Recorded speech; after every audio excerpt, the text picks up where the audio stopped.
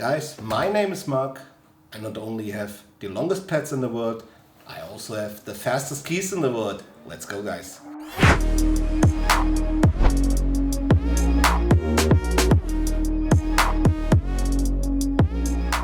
So, the fastest keys in the world? Maybe yes, maybe no.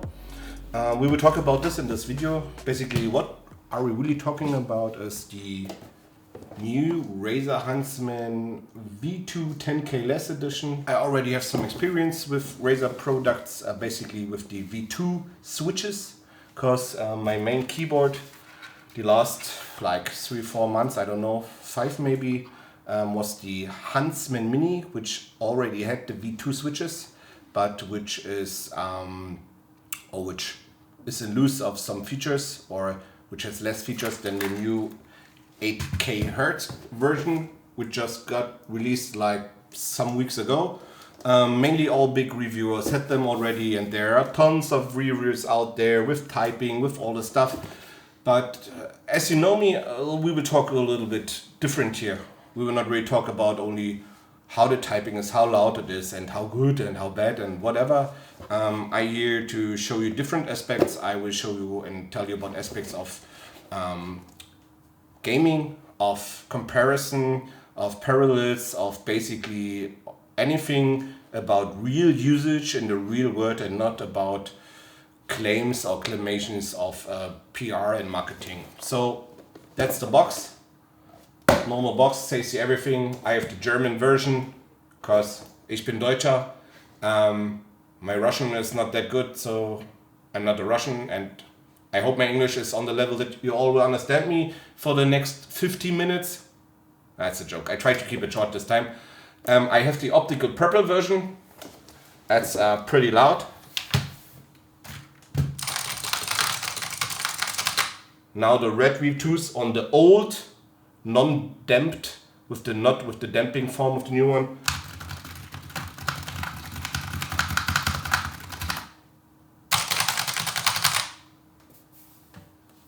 I think it speaks for itself. Which version I prefer of switches? Basically, RAZER released 2 versions of this already, the 10KL and the full size. I don't like full size keyboards, you know this. Also, 10KL are very, very big. I only played it yesterday the whole day, 12 hours on stream. 2 hours before, where I tested it and checked out and checked the software and everything. I compared to my HUNTSMAN Mini, and then I played it for a straight 12 hours, Apex Legends, on a very fast pad. And one thing I realized very fast is that with my Starlight, I touch the keyboard here on the side very often because it's just too big. Then I have a problem. I use those mini keyboards since a long time, and I tap out of my menu by pressing escape, which is like here on the mini, but it's not here on the TKL because it's here. And it took me like 2 hours to understand I need to press tab instead now and then escape. So basically TKL is not made for me. I would love to see a mini in future of this one, and now I will just explain you why and show you why. At first the box is, like I told, very informative, all the stuff. What is in the box? In the box is this RAZER cable. It has a USB-C connector with those fins on the time here, with those to put it into the slot for the USB-C. It has a pretty stiff cable which is like coated or surrounded with like a nylon. Feels very high quality, to be honest. I think it's also to prevent like cats, rabbits and other small animals which are in your household, or maybe which you don't know, to bite into the cable. Because if this cable or like these cable gets just interrupted by bites or something from cats, it can come to shortage, or that the cable gets broke, and then you will lose the signal, or you will get problems with the signal. So another thing which is in the box, which comes with the new Huntsman V2, which you can see on the advertised picture here on the website, is this, on this picture, very good looking wrist rest, which is kinda useless in my opinion, because I have this Steel Series TKL Pro wrist rest here, which was out of plaster on a 220 euro keyboard, which is just garbage. And then I have the wrist rest here. The edition, the mini and the edition before the V2 were without it, but Razer raised the price by like $20 on the full size and on a TKA already. And I think they will also raise it on the mini, like $10 or $20. And they just gave you this wrist rest here. I don't know if it's $40, $20 or just to give you the feeling that you get something more for your money. But one thing I can tell you, when you have this in your hand and you have the keyboard in your hand and you think, wow, that's worthy. It feels pretty solid. Also, when you choose the red switches, you will just instantly love the feeling how smooth they are, how silent, how nice these switches are. And then you take the wrist rest in your hand and you think,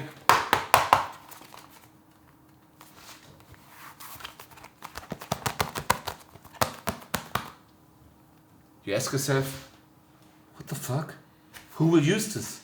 Why they put it in? For what is it? Basically, yes, you can use this, but you're directly on the plastic. If you use this, it's like you put your hand on plastic. I have no clue. It's useless.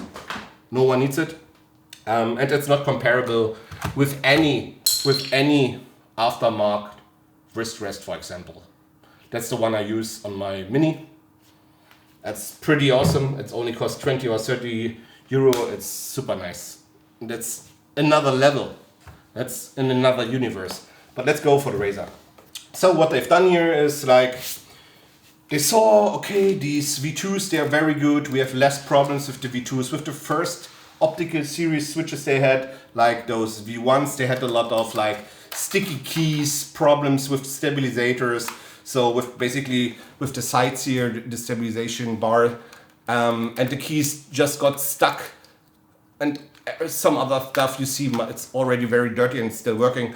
And they had a lot of problems. A lot of people were like putting videos up on the internet and saying, well, it's trash rate, that's too expensive. What are you doing? So they just invented the V2s. The V2s are very good. I had zero problems the last 4 or 5 months. I have no clue how long I use it actually, but I'm still in love with the switches and I still love the keyboard. It's very good and the switches are still very good. Even the purples here are very, very loud. They're performing very good. One difference between the purples and the reds, besides that purples are clicky and tactile, so they have a definite point which you can feel at 1.5 millimeter, which is the actuation point, compared to the reds, which have no actuation point, so they are not clicky and you don't feel any point because they are totally linear and they're already actuating at 1.2 millimeters. Just besides this, they also made some other very good technical stuff here. By the way, they feel like they're pre-looped. I have no clue if they're really pre-looped. A lot of people say this. If so, that's a good work. Another thing is they've done is like, if I put them here by side, looks like the new one is a little bit flatter in front. Even when I put it here in the back, it still looks like the new version got a little bit lower, like it's got chopped a little bit, like a half a millimeter or something. But it's pretty good, you can feel it. And also I could see it because I used my wrist rest here. It was like higher now, and when I use it like here, it's pretty close to these to be directly on the edge. So yeah, pretty nice made. I like this. It's still the same build up. It's still those metal plate on the top. It's still the completely plastic bottom case. No better case. Still the plastic case, which looks very cheap for me. Still these two positions to get a higher angle for you to have it like here, standing like this.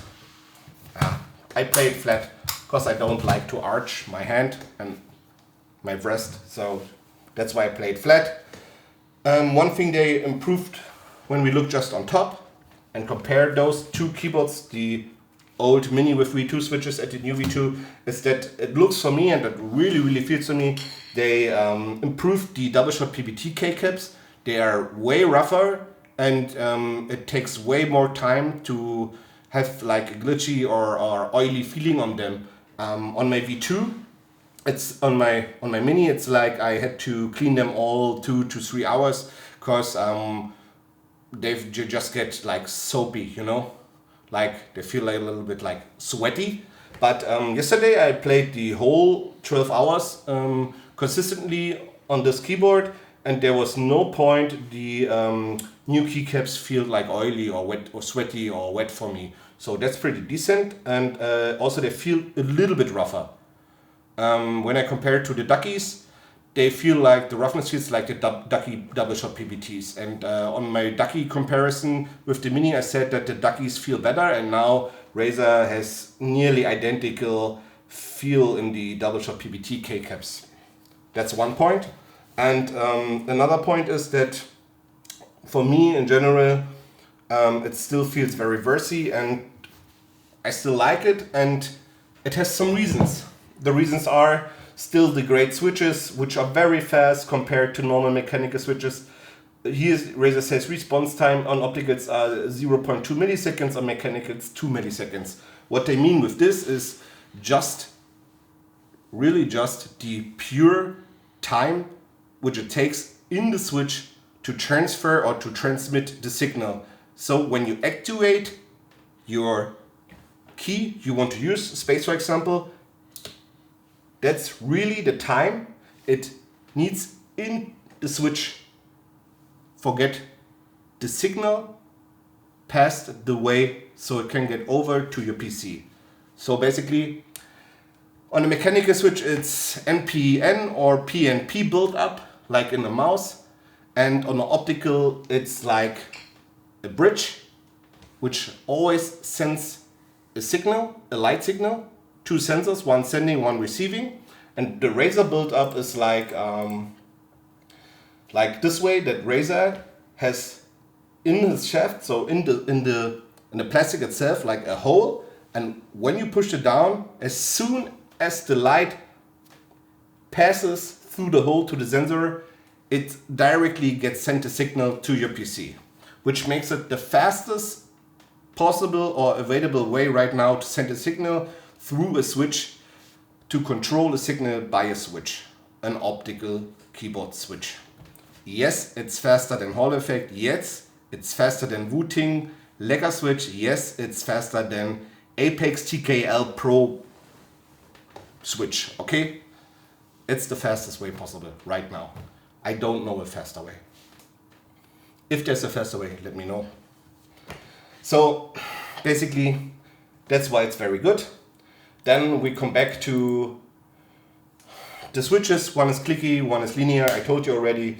Most of you people already understand this. That's the new double shot PBTs. I don't know if they really make them new, but feels very different, to be honest.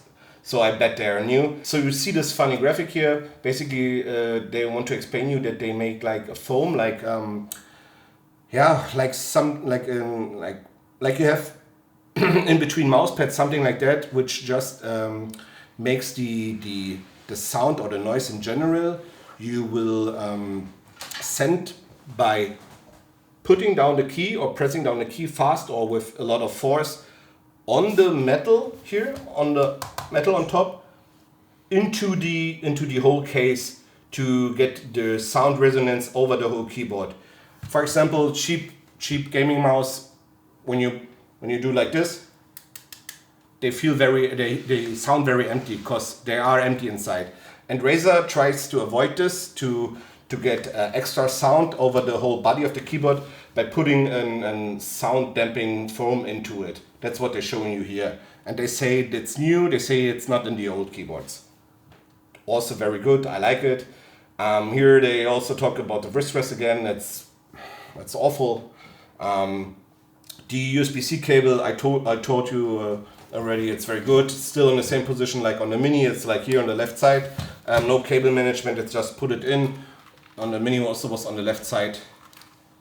So nothing new. That's it, what they're saying here. They show you the software, I will show you later. I want to talk later about the software. I just want to talk about another thing now, about the effect.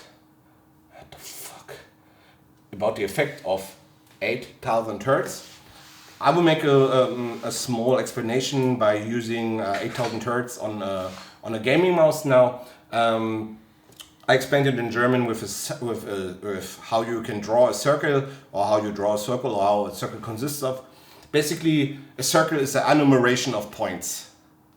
And imagine you want to make the perfect circle with your hand on your PC, but your mouse is only sending the signal of your movement every 1.2 milliseconds consistently to your PC, because it's 1000 Hertz. That's 1.2 milliseconds data sending, so it sends every 1.2 milliseconds a point for the circle to your PC. You think that's great? That's a lot of points. It isn't. I think on 240 Hertz it's okay, but later on 390, 480, 1000 Hertz maybe later. That's not a lot of points. And also, if you really get your hands on a real high performing 8000 Hertz mouse, I don't talk about the Corsair Saber, guys. I will not do. I talk about the mouse like Soundkönig M2K, for example, and you use 8000 Hertz on the mouse the very first time on Kovacs. You can make it this way, you just go with 1000 Hertz into Kovacs, you play a little bit, you track a little bit, Sparky 180 Ti, for example, or whatever, and then you pull up to 8000 Hertz with the background that your PC is strong enough, your CPU is strong, so the hardware you're using in general, by graphic card, PC, the whole system, your Windows, everything is capable of performing with 8000 Hertz. You will feel the difference immediately, because 8000 Hertz products right now are still like top notch. They are for enthusiast people with enthusiast PCs, because 8000 or 4000 Hertz can slow down your PC, can lower your FPS, can bring you frame spikes into your game, into whatever you're doing, because your CPU needs to rework, transfer, and just bring those higher amounts of signals into the program, game, or whatever you're using right now. Because it's like 1000 Hertz is every 1.2 milliseconds, and 8000 Hertz is every 0.125 milliseconds. It's way more work for your CPU. And if your PC is not that good, it will slow down and affect your PC a lot by FPS and frame spikes. So in general, by background latency, the latency will raise a lot if your PC is not capable to handle 8000 Hertz by keyboard or mouse. So what is the advantage of this? The movement gets organic feeling, because it's way more points on the circle. The circle gets way rounder, the movement gets rounder, it gets smoother. You are able or better able to react on fast decisions, on fast movements, on directory changes, on changes in the movement in the air, whatever you are playing, guys. Especially when you're tracking, to be honest.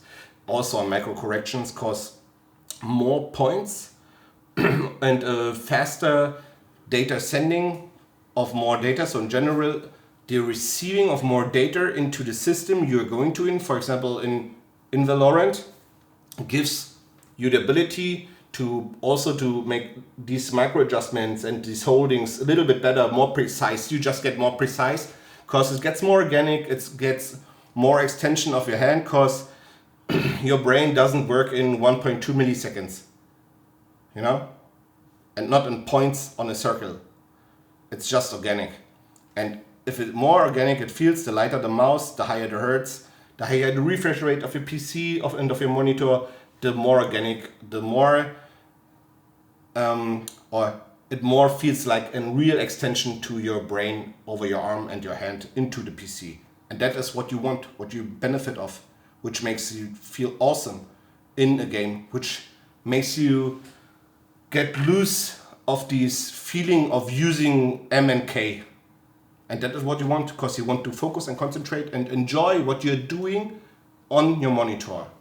So if you bring this over then to the keyboard, I can tell you at first there's a real problem.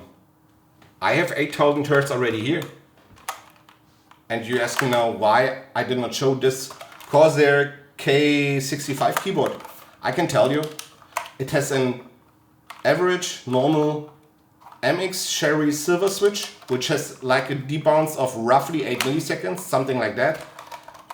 Whereas like zero benefit, because the signal in the switch is 2 milliseconds and the debounce is 8 milliseconds. It's a total of minimum 10 milliseconds plus the delay of the PCB inside, which may gives you another 5 milliseconds, which is 15 milliseconds in total, just here. And then, why you want to use 8000 Hz?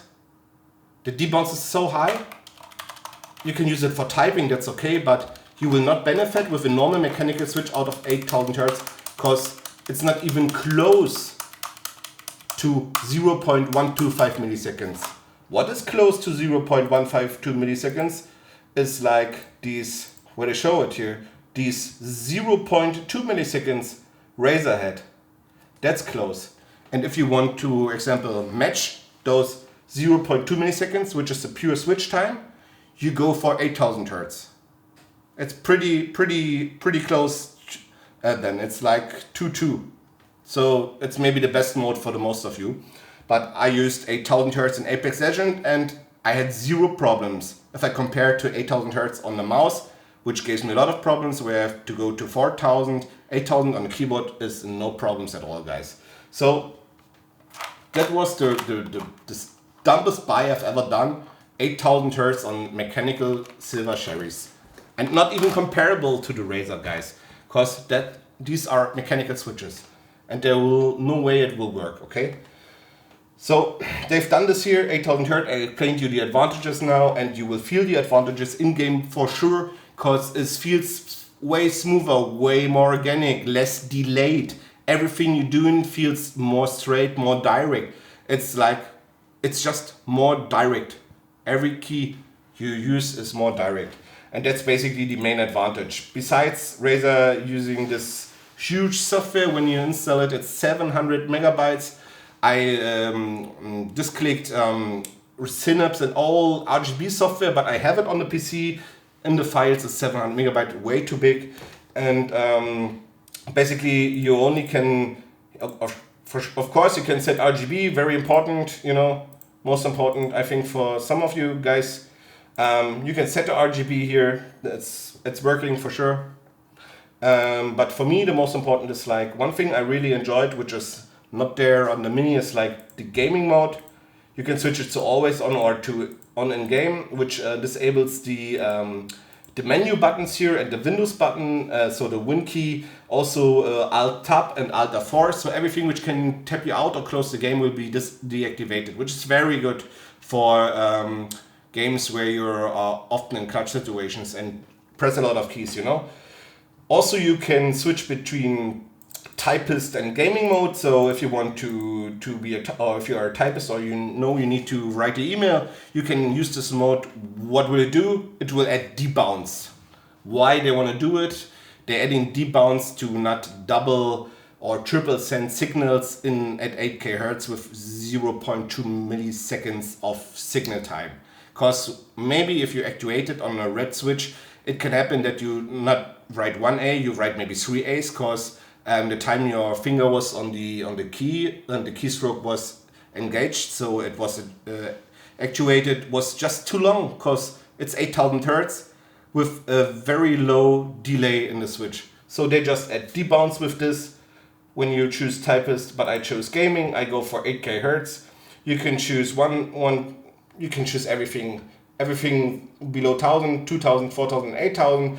And here they say you that it needs way more CPU processing power to process these 8000 hertz to the program or game you're using. That's true. I explained to you already. Totally right. Also, the RAZER is like hypershift mode, which basically is like a macro mode. That's all here in the software. But one thing I don't like on the software is like that is RAZER using so much resources in the backgrounds, like here five programs in the background, and on high priorities, it's RAZER Synapse Exe, Synapse Service Exe, Central Exe, what is it here? Game Manager Service Exe, Central Service Exe, and Synapse Service Process. Why? Why? No need. This stuff will slow down your PC 100%. Maybe the effect is only 1 or 2%, but there are people out there who don't have that good PCs, who are low on resources, who need every processing power, every megabyte of RAM, everything, because they don't have 5,000 euro PCs. And if they are running another software like Armory Crate from Asus, or like the worst software I've ever seen is NZXT software, like for a Kraken aqua cooling system. Guys, if you run this and you run this at the same time, it will get heavy for your PC.